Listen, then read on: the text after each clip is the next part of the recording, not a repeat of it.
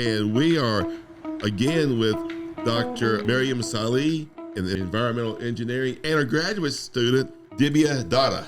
I got that right, Yes. didn't I? All right. And we're talking about microplastics and plastics in general and how they are affecting our lives. Now, Dibya, plastics have revolutionized agriculture. That you can say, definitely. And made things much easier, cost efficient. What all else have plastic? I mean, we use them in everything from livestock to fertilizers to vegetable growing, storage. Before we came on the air, we were talking about storing our products. But so, to say we are using plastics everywhere for agriculture. There are so many plastic mulches. That's the most extensive use, I think, than plastic pipes. The other episode, you were talking about the silage. Like you have now plastic. Livestock, yes. And everything. So farmers are using plastics everywhere. And that's because farmers have the profit range they have. They try to opt in for the cheaper options, and that gives them good productivity. So to say, plastic definitely revolutionized agricultural practices because they're much more efficient compared to the other types of things you use for agriculture, like for other mulches. Because plastic, when you cover your agricultural fields with plastic sheets, what it's doing, it's increasing the water retention capacity for your soils. So in lands like the arid regions, you think it has a big impact because you need less irrigation when you are covering it with plastics. Sure. So they're saving a lot of money from the perspective because they now need to put less water in their agricultural fields. And then if you think about weed, when there is a plastic cover, then weeds are not growing because the plastic is preventing the sunlight from reaching the ground. So they need less labor for pulling off those weeds from their agricultural fields. They don't need to put herbicides or pesticides. They need to use them less. So that's definitely a revolution considering the agricultural practices. And some studies showed that it increases the nutrient uptake capacity of plants. So you are getting better crop production because of this water retention capacity increase and better nutrient retention in the soil. And I'd also say diseases too, because so many of our leaf foliar diseases come from splashing on the soil. So having that plastic is really efficient. Yes, it's definitely efficient. So there have been some studies. Some researchers found that it's increasing the water consumption and production both are somewhere around 25%. And that's a lot. And farmers... Water retention? Water consumption and crop production. Both of them, they're increasing it around 25%. So water consumption is reducing by 25%, whereas crop production is increasing by 25%. Sure. So it's somewhere around that. So that's a lot. Farmers want that. So what's the drawback then? So the drawback is, as we were saying in our last discussion, the plastic, it's really hard to get it all out of the agricultural fields. So the recycling is the problem, and they're breaking down into smaller pieces, the films are breaking down into smaller pieces. You can call them macroplastics, or when they're less than 5 millimeters, they're microplastics, and even smaller ones, nanoplastics. And those stay in the soil for a long time. Those stay in the soil for a long time. And release chemicals into the soil. Yes, organic chemicals. That then are taken up by the plants and get into us. Yes. So and when a farmer, when they're growing crops, they're probably seeing they're getting more productivity, more profit, but they're not seeing the long-term effects. Maybe for a few years they get good productivity, but when more and more plastics get into the soil, the problem starts to begin. If there is a microplastic particle inside a soil aggregate, researchers found that it reduces the stability of the soil because it hampers the aggregate formation. So when stability is reduced, you are getting more erosion in long term. So probably when you are putting the plastic mulch primarily in the field, you are seeing less erosion because it's preventing the runoff. But when more and more plastics accumulate in your agricultural field, in long term, you'll start to see less stability of soil. Maybe it will block the pores, so reduce the water retention capacity. And there are so many microbes that help our plants grow. So their life cycles can change depending on the presence of microplastics and nanoplastics. Because it's a whole new piece of the soil now, and Yes. it's changing the structure and function of the soil. I heard the other day that only about 10% or less of plastics are even recycled. That is true because there is really less statistics about it. Whatever I found from Google search or stuff so far, it's probably around 5-6%, and but definitely less than 10%. Like some of the European countries, they're doing a good job of recycling these plastics. So if you see like Central Europe and Scandinavian countries, they have regulations that they have to pull most of the plastics out of their field. But in some of the places like Spain and some of the Southern European countries, it's worse. More than probably in some countries, more than 50% plastics is staying in the field. Well, and I can attest to this. We grow vegetables. We take the plastic up. We can't get it all. No. Even though we try, we still can't get it all because and then even that starts to build up over time. And as I mentioned last time, I'm surprised when I walk out my pastures how much plastic I find from the wrapping. Yes. That even though I think I cut it off and get all of it off, I really don't. I always miss something. And it's so easy to do. It's hard to pull them all because they're breaking down into really small pieces. Sometimes it's even hard to notice them. So how do you get it all out? Right. So that's the problem. It is. It really is. And then what do you do with it? You know, like I said, you got dirty plastic is a lot different than clean. You know, a water bottle is clean. Yes. We can recycle that fairly easy. But if I have a bunch of plastic that's been soil contact, not too many people are going to want it to try to recycle it. Definitely.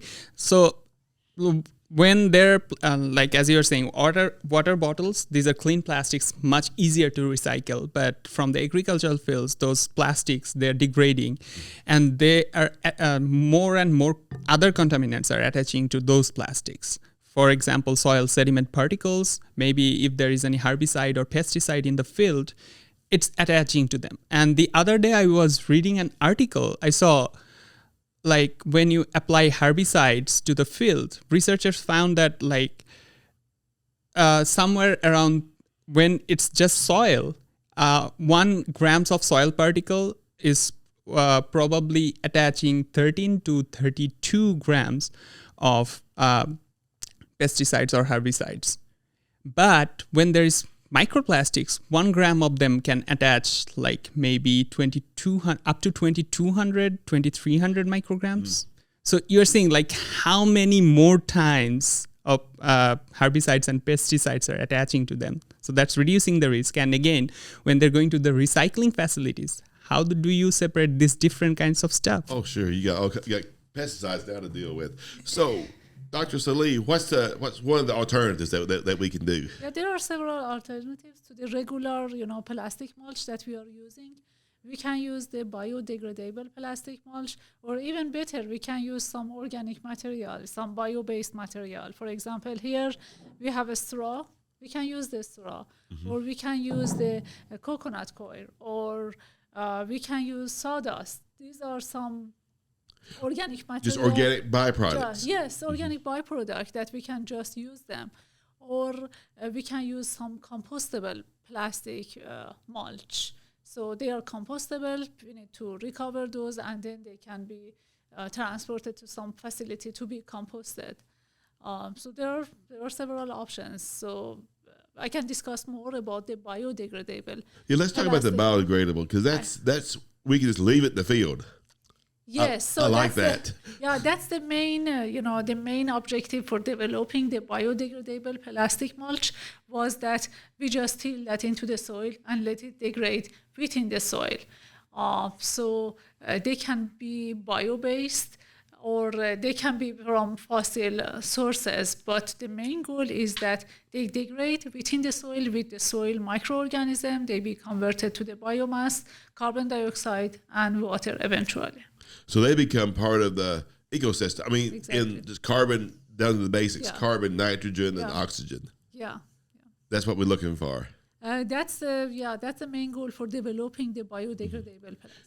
Is it a little bit more expensive, probably? They are more expensive, so basically when you want to apply the biodegradable plastic mulch, you need to pay more upfront. But the point is that if you don't need to recover those, then you save some money on the workforce for collecting this plastic out of the soil. Well, I'm going to tell you right now, we're in early December taping this. I still got plastic in the field that we got to take out, and I'm not looking forward to it. If it was biodegradable, it'd be great. It'd be almost probably starting to break down by now. Yeah, they should start breakdown. But one important point regarding the biodegradable plastic mulch is that the rate of their degradation depends on the soil, the microorganism present in the soil moisture, temperature. So all of these factors influence the rate that they are degrading. So if you use biodegradable plastic mulch in your farm, and I use that in my farm in another region, we may have different, even if we use the same product, we may sure. have different rate of degradation over the time. But at least I know it's going to degrade. It's going, That's what's nice. Even though if this spring I still got some left in the field, I can live with that. So what's some of the other challenges or concerns that maybe farmers face? Yeah, the point is that they are biodegradable, but it will take some time. And as I mentioned, there are very different factors that are going to influence the rate of their degradation. So while we still have them in the field, we may have some consequences. For example, when we have plastic mulch, they are going to influence the rate of water infiltration into the soil. Similar, if I have biodegradable plastic, they are going to have some influence on the water infiltration into my soil while they are still there. They can influence the soil microorganisms. They can influence the diversity of those microorganisms that are living there as well. So we need to consider that, and actually most of the studies only focused on common, regular plastic mulch. We need to have more study about the impacts of biodegradable plastic mulch as well. Is that going to be part of your research now? How biodegradable? Yeah, there are more attention toward this area for the research because of more demand. It's projected to have more demand for biodegradable plastic mulch, so that's why it's increasing more attention. First, to develop more advanced biodegradable plastic mulch that are bio-based. So we are using some organic material, some bio-based material to develop those, and for their production to produce something that is cheaper, so we can adopt that more and we can extensively use that in our field applications. And as you mentioned, the cost is what's going to drive it. Yes. But the demand goes up, the price should go down. So Yeah. farmers need to start demanding that. Exactly. So, and actually, we need to have some, policy regarding, limiting usage of the regular plastic mulch, more encouragement, or even some, to subsidize the some of the cost for purchasing the biodegradable plastic mulch. Some incentives for those that they are using these plastics, so we can, use those more extensively within the agricultural sector. So what can the farmers do now? So let's get right down to it. They can share their experiences with their peers about that. Okay, this summer I used this alternative to the regular plastic mulch, and I got these, these advantages. So they can share their experiences with their peers, and they can share their experiences, how effectively they can apply some alternative. Because I mentioned that, for example, paper mulch or straw, some other sustainable alternatives, they can be used. So if they have a good experience about the way that they are implement these, mulches, they can share with their peers to just encourage them to try these as well. Or, I would use it as a marketing tool to my customers. Hey, my vegetables are not grown on plastics. Exactly. They're grown on alternative. They're grown on natural products, or they're not on biodegradables, so that we're not having an impact on our environment. Yeah. Exactly. Like I was thinking about that. Like when we go to the market, there is a whole consumer group for organic types. Like when we are buying a broccoli, regular broccoli, it's probably like $150 a pound, but for organic ones, we pay more. Right. And not everyone is eating that, but those consumers who know about it, they're going for the organic options. So similarly, since that the consumer education or consumer marketing, that's something you can always do. Like you are doing it for organic, then you can do it like these crops were grown in plastic-free agricultural fields, something like that. You think about organic, maybe that should be part of the definition. Yes. I mean, really, maybe we need to start thinking about that. And as we've talked about, it surprises you where it's at. Not only the obvious that we see it, but like the fertilizer coatings before the air, we were talking about even how we cook our food becomes plastic. Non-stick is a plastic compound, or and you mentioned, Dibya, before, if you expose plastics to heat or cold, that's when you start releasing some of the bad stuff. Oh wow. So not only is it in our food production, but in our food preparation that we need to consider some things too. Yes. All right. Well, we got a lot of work to do, but I think we're making some great strides in it, and your all's program is really bringing to the forefront of our issues, and you're talking about solutions too, about how to get the plastic out of our environment. That's the goal. And this will be through screens or filters or some. There are actually, for example, one of the work that we did recently was to filter out the microplastic out of the tap water. So one of our recent work, that because when we have microplastic, for example, in the agricultural field, then we have the runoff. Some of these plastics are washed off into the runoff, go to the water resources, and then they can end up in our tap water. So one of the work that we did, that we developed a filter to remove those from tap water. All right. Because that's what we consume the most of. Yes. We get it the most direct. All right. Well, this has been fascinating. And Ian, any last comments?